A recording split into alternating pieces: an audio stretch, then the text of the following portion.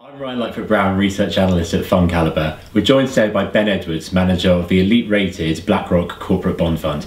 Thanks for joining us, Ben. Welcome. Now, while an equity manager may only buy one share of a company, bond managers have got the luxury of having multiple different lines, hundreds of thousands of bonds on offer. How do you go about finding the best opportunities? Yeah, look, it's a really good point. It's something we've talked to clients about for a long time. Probably the best example is banks, because not only do they have bonds that are of multiple maturities, they have bonds that have multiple currencies, but they also have bonds that have multiple subordination, ranging from a AAA rated covered bond backed by prime mortgages all the way down to junior subordinated debt, maybe closer to equity in terms of its absolute risk. They may also be issued out of different operating companies, subsidiaries within the bank.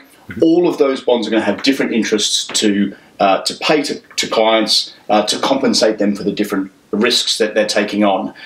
We've given an example to clients recently where over a 2-year period, the worst Barclays bond in sterling you could have owned lost you about 3%, and the best one made you about 15%. So a huge difference there, and actually what it means is it can make more of a difference which bond you buy than which company you lend to, certainly over the short term. Ultimately, credit markets are incredibly inefficient. And so in terms of finding value, which of those bonds might perform better than the market, sometimes it's easy as just looking at all the bonds in the secondary market and identifying which or which few of them are most far away from their fundamental value. It may be for technical reasons. For instance, we saw US fund managers wanting to rid themselves of UK bank risk before the Scottish referendum, then again before the Brexit referendum.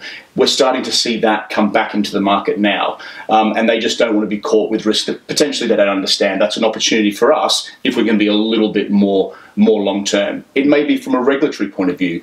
So some bank bonds are issued prior to the new regulatory regime, some of them prior to the financial crisis. Because those bonds don't serve a good purpose anymore from a regulatory point of view, there's a huge incentive for banks not just to call them on their first date, but actually go into the secondary market and buy them back. And for that reason, you might get a return that's better than the average. I've talked a lot about corporates, and your fund being a corporate bond fund doesn't have a lot, but you can also have government bonds, and 3 of your biggest holdings are UK government bonds. Is this a tactical decision, or are you just being a bit cautious on outlook at the moment?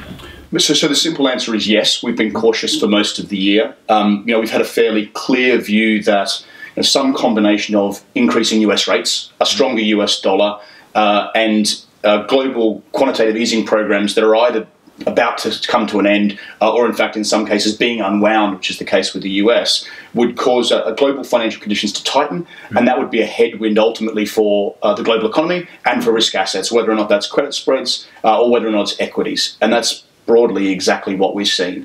And the second reason is because we tend not to in the fund lend to the very best quality issuers, those AAA and AA rated borrowers.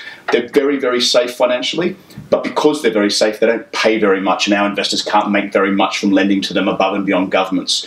So it means that we tend to hold a reasonable amount of liquidity in the portfolio via cash and gilts. That flexibility gives us a chance to engage with markets when opportunities arise. It means that, for instance, over the last 3 or 4 weeks, as value has been coming back into credit markets, we haven't had to go out and incur costs to sell corporate bonds to buy other more attractive corporate bonds.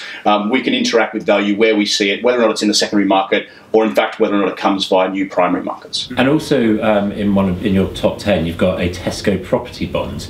How does this differ from some of the other Tesco bonds that there are available? Yeah, so Tesco's been a long-standing position, the Tesco property bond that you mentioned, for many years now. Actually, all bonds and Tesco are no different. Effectively, are serviced both interest and principal by the operating cash flows of the business.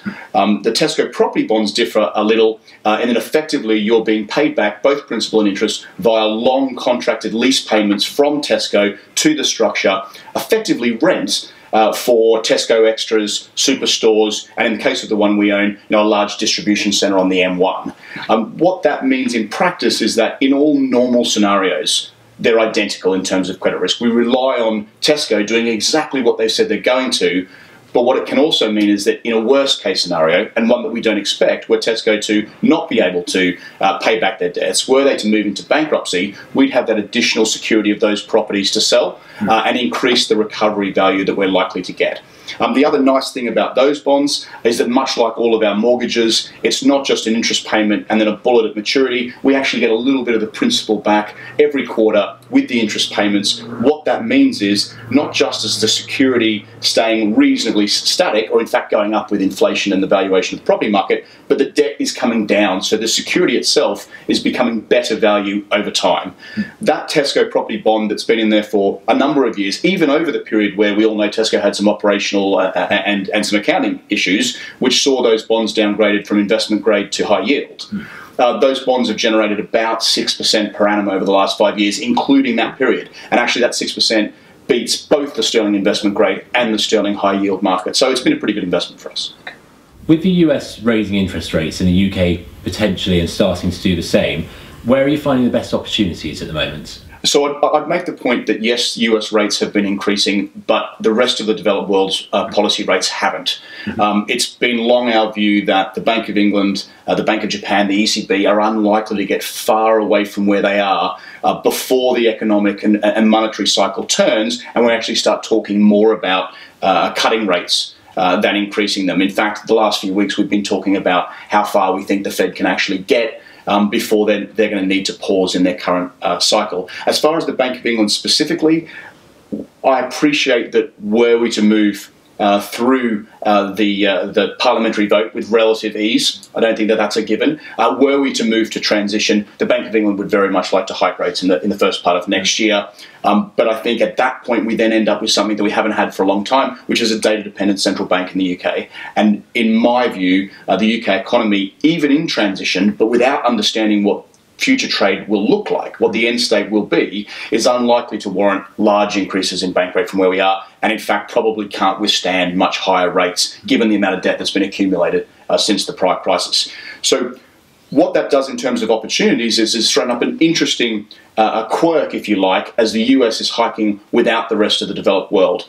Currency hedging costs have blown out to a level that none of us have seen in our careers before. The cost for us to access the US market on a hedge basis is about 2%. But interestingly, the access to the European market on a hedge basis comes the other way. We get an additional 1.5% yield per annum on anything we buy. And so if I look back at 2017, where we really couldn't get excited about European currency bonds, Mario Draghi had bought them all. He'd suppressed yields to a point where they were completely unattractive. Now if I look at European fixed income, with spreads having widened for the best part of a year, with that currency hedging effect moving from about 1% to 1.5% in our favour, we're now looking at things like European corporate hybrids, investment grade, that may pay 4% in Europe, but pay 5.5% in sterling. We're starting to look at a European high yield that is looking like above 6% hedged back into sterling. Those sorts of valuations over the medium term look good in anything other than a crisis. So we're starting to look at those as opportunities for next year. Ben, that's really interesting. Thank you very much for coming in. For more information on the funds, please visit fundcalibre.com.